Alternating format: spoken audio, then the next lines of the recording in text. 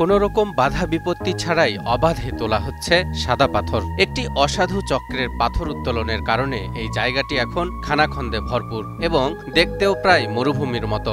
এই জায়গাটি দেখে বোঝার উপায় নেই যে একসময় এখানে ভরপুর ছিল সাদা পাথরে। আমরা 50-60 জন ফটোগ্রাফার আর কয়েকজন ক্ষুদ্র ব্যবসায়ী তারা মিলে আমরা প্রচুর অভিযান দিয়েছি। আমরা দেওয়ার সাথে সাথে দেখি যে তারা যে লুটপাটকারীরা আবার চলে আসে। দিনরাত অবৈধভাবে পাথর উত্তোলন ও পাচারের কারণেই হারিয়ে যেতে বসেছে এই পর্যটন স্পট। যেই সাদা পাথরের অনিন্দ সুন্দর রূপ দেখতে সারা দেশের লোকজন ছুটে আসতো এখানে, লুটপাটের কারণে এখন এটি হয়ে পড়েছে বিরানভূমি।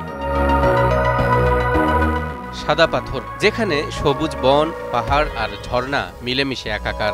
নৈসর্গিক এমন প্রকৃতি এখানে তৈরি করেছে এক অনন্য আবহ।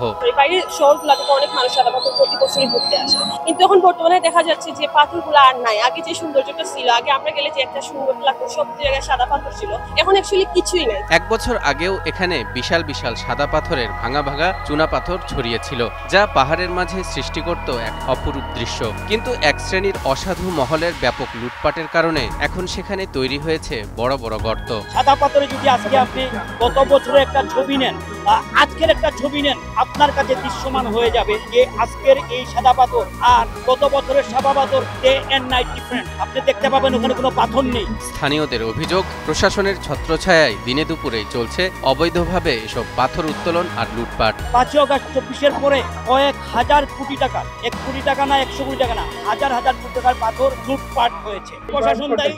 আরেকটা কথা হচ্ছে শীর্ষস্থানীয় রাজনৈতিক দলেরা ওরা লুটপাট করছে। প্রশাসন যদি জড়িত না হতো তাহলে এই অপকর্মগুলো দিনের আলোতে, আগে তো রাতে চুরি করতো, এখন দিনের আলোতে চুরি করে। এখন বৈধ, আগে ছিল অবৈধ, এখন অ্যাকচুয়ালি কিছুই নাই। তো আমাদের দাবি এটাই, যারা এই লুটপাটগুলো করতেছে তাদেরকে যেন অবিলম্বে আইনের আওতায় আনা হয়।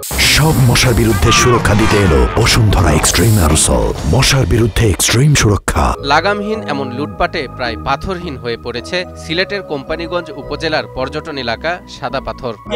পাথর কোয়ারি না হলে এখানে যদি পাথর তুলতে না দেওয়া তাহলে শ্রমিকরা ক্ষতি হবে, লাভবান হবে।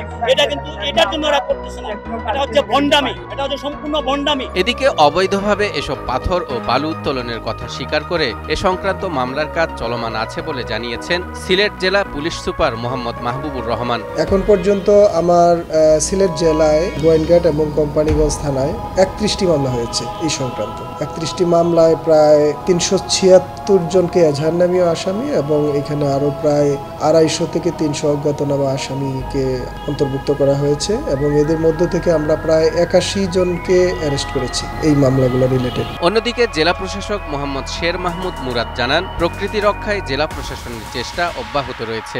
প্রিজার্ভ করার জন্য আমাদের যে উদ্যোগগুলো নেওয়া দরকার সেগুলো আমরা নেওয়ার চেষ্টা করছি। এটা বিভিন্ন আমাদের পর্যায়ে যেটা নিষ্পত্তিযোগ্য আমরা আমাদের মতো করার চেষ্টা করছি, যেটা উপরের সিদ্ধান্তের প্রয়োজন সেখানে পাঠানোর চেষ্টা করতেছি। আপনি জানেন সরকারি প্রক্রিয়া একটা সময় সাপেক্ষ এবং দীর্ঘমেয়াদী প্রক্রিয়া। এটা আমরা আশাবাদী যে হয়তো অল্প কিছুদিনের মধ্যে এই জিনিসগুলো সম্পর্কে আমরা ভালো কিছু শুনতে পাবো। এলাকার সচেতন মহল জানান, এভাবে লুটপাট চললে সাদা পাথর হারাবে তার জৌলুস, কমবে পর্যটকের আনাগোনা। তাই পর্যটন এলাকার বাইরে বৈধ পাথর কোয়ারি খুলে দেওয়ার দাবি জানিয়েছেন অনেকে।